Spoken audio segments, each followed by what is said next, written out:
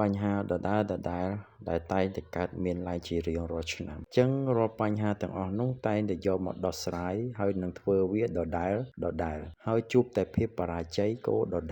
ដែលនៅចំពោះមុខជានិច្ចបញ្ហាទាំងអស់នោះដោះស្រាយមិនចេញគឺតែងតែដាក់បន្ទុកទៅលើកត្តាអាកាសធាតុកត្តាសត្វល្អិតបំផ្លាញជំងឺហើយនិងកត្តាខ្វះសារធាតុចិញ្ចឹមចំណុចទាំងអស់នោះដែលជាបន្ទុកគឺជាចំណុចនៃអសមត្ថភាពក្នុងការដោះស្រាយជាដំបូងខ្ញុំបាទធម្មជាតិបៃតងជាអ្នកយល់និងមានបទពិសោធន៍នៅលើដំណាំចន្ទីនេះជាច្រើនឆ្នាំសូមជំរាបសួរពុកម៉ែបងប្អូនទាំងអស់គ្នាដើម្បីឲ្យពុកម៉ែបងប្អូនដោះស្រាយបញ្ហាទាំងនេះឲ្យបានជោគជ័យហើយកុំឲ្យជួបបញ្ហានេះដដែលមកទៀតខ្ញុំសូមចែករំលែកពីបទពិសោធន៍និងការយល់ច្បាស់អំពីដំណាំចន្ទីមួយនេះជូនពុកម៉ែបងប្អូនមិនមែនជាការចែករំលែកនៃចំណេះដឹងនោះទេសូមបងប្អូនពុកម៉ែកុំយល់ច្រឡំនេះជាការចែករំលែកនៅបទពិសោធន៍និងការយល់ច្បាស់អំពីដំណាំចន្ទីមួយនេះជាដំបូងបងប្អូនត្រូវយល់ពីបញ្ហានេះដែលកើតឡើងវាកើតឡើងដោយសារ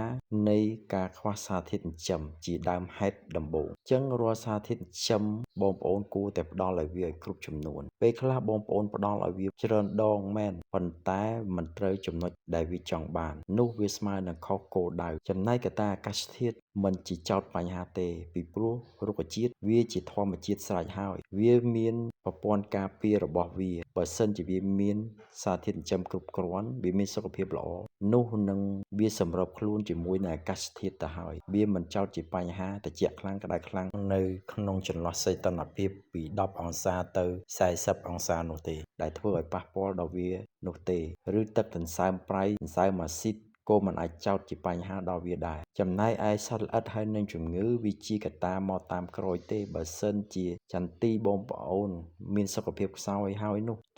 សត្វល្អិតហើយនឹងជំងឺវានឹងវាយលុកនៅពេលដែលវាគ្មានប្រព័ន្ធការពារខាងផ្នែករាងកាយនិងផ្នែកជីវសាស្ត្រអញ្ចឹងបងប្អូនមិនអាចទៅទិញថ្នាំតាមគ្នាយកមកប្រើដោយបងប្អូនមិនស្គាល់អំពីដំណាំខ្លួនឯងនិងភូមិសាស្ត្រខ្លួនឯងឲ្យបានច្បាស់ទេនោះភាពបរាជ័យនៅចំពោះមុខហើយនឹងកើតដដែលជីថ្នាំគេផលិតមកគឺវាស័ក្តិសមទៅតាមប្រភេទពូជប្រភេទកត្តាភូមិសាស្ត្រมันអាចយកជីថ្នាំដែលគេបាញ់នៅតំបន់ខ្ពង់រាបអាកាសធាតុត្រជាក់ដូចមណ្ឌលគិរីរតនគិរីគេប្រើត្រូវបងប្អូនយកមកបាញ់នៅតំបន់វាលទំនាបកណ្ដាលដែលមានសីតុណ្ហភាពក្តៅជាងតំបន់នោះដូចជាខេត្តកំពង់ធំកំពង់ចាមឯនេះបងប្អូនយកមកប្រើគឺវាមិនស័ក្តិសមទេវាត្រូវបាន10%ឬ20%តែប៉ុណ្ណោះអញ្ចឹងចំពោះមុខគឺជួបបញ្ហាបរាជ័យច្រើនអញ្ចឹងសូមបងប្អូនមុននឹងប្រើជីថ្នាំបងប្អូនត្រូវតែស្វែងយល់វាឲ្យច្បាស់ទី1បងប្អូនត្រូវប្រកាន់ភ្ជាប់ត្រូវស្គាល់ម្ចាស់ផ្ទះគេហៅថាស្គាល់ពូជខ្លួនឯងឲ្យច្បាស់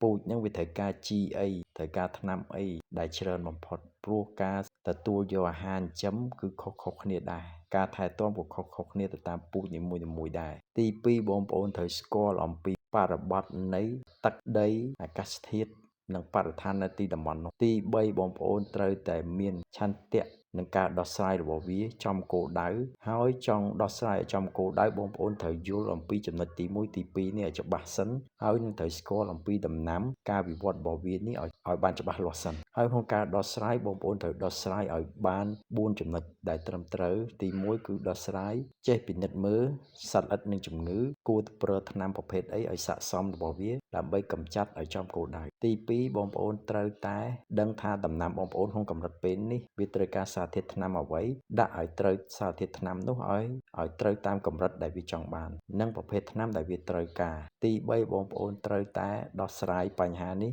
ឲ្យដឹងពីពេលវេលារបស់វាថាគួរដោះស្រាយនៅពេលវេលាណាទី4បងប្អូនគឺពាក់ព័ន្ធនឹងបច្ចេកទេសនៃការបាញ់និងការលាយថ្នាំបើសិនជាបងប្អូនមិនយល់ពីបញ្ហាទាំងអស់នេះភាពបរាជ័យនិងភាពដដែលគឺកើតមានឡើងជានិច្ច